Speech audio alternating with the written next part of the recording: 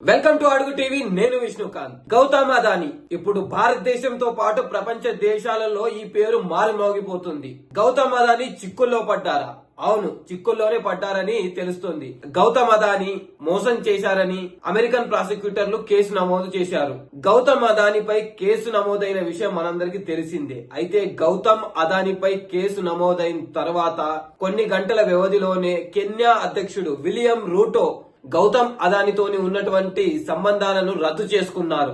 Gautam అదానీతో Kenya అధ్యక్షుడు William Ruto 2 ఒప్పందాలను చేసుకున్నారు. ఇప్పుడు ఆ 2 ఒప్పందాలను రద్దు చేసుకున్నారు. కానీ ఈ 2 ఒప్పందాల ద్వారా అక్కడ నిరుద్యోగులు బయటకు వచ్చి మా ఉద్యోగాల పరిస్థితి ఏంటి మహాప్రభో అని కెన్యా యొక్క ప్రజలు రోడ్ల మీదకి వచ్చారు. గౌతమ్ అదానీ ఇండియాలో $25 కోట్ల అంటే సుమారుగా 2112 కోట్లు భారతదేశంలో లంచం ఇచ్చారని అమెరికన్ ప్రాసిక్యూటర్ల వాదన. అయితే ఈ వాదనతో ఏకీభవించని గౌతమ్ అదానీ ఇప్పుడు అదానీతో డీల్ చేసుకున్నటువంటి కెన్యా ఇప్పుడు వెనుకడుగు వేసింది. విలియం రూటో ఇప్పుడు గౌతమ్ అదానీతో చేసుకున్నటువంటి 2 ఒప్పందాలను రద్దు చేసుకున్నారు.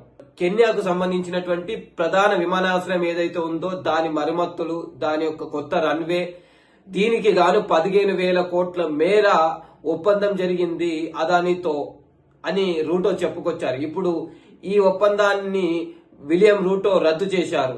అయితే నిరుద్యోగులం అయిపోతాం, రోడ్డు మీద పడిపోతామని రోడ్లపైకి వచ్చారు కెన్యా నాగరికులు. 30 సంవత్సరాల లీజు మరియు రన్వే మరమ్మతులు, కొత్త రన్వే విధానాలు మరియు ప్రధాన విమానాశ్రయం యొక్క భారీ మరమ్మతులు చేయడానికి అదానీ గ్రూప్ కెన్యాతో ఒప్పందం చేసుకుంది. కానీ ఇప్పుడు ప్రస్తుత పరిస్థితులు ఎలాగున్నాయంటే కెన్యా అధ్యక్షుడు తీసుకున్న ఈ సంచలన నిర్ణయంతో అదానీ ప్రభుత్వం యొక్క భవిష్యత్తు అంధకారమయంగా మారిపోయింది. కెన్యా రద్దు చేసుకున్న తర్వాత ఇప్పుడు ఈ సంబంధాలన్నీ మళ్లీ కొనసాగుతాయా? 15,000 కోట్ల మేర పెట్టుబడులు పెట్టాలనుకో నిర్ణయించుకున్నప్పుడు కెన్యా ప్రభుత్వం వెనుకడుగు వేసింది. అయితే ఈ వెనుకడుగు ఇలానే కంటిన్యూ అవుతుందా? అదానీ గ్రూప్ తో భారతదేశంతో పాటు ప్రపంచ దేశాల్లో పెట్టుబడులన్నీ వెనక్కి వెళ్తున్నాయి. కెన్యా అధ్యక్షుడు విలియం రూటో తీసుకున్నటువంటి ఈ సంచలన నిర్ణయంతో ఇప్పుడు అదానీ గ్రూప్ కు పెద్ద దెబ్బే అని చెప్పాలి.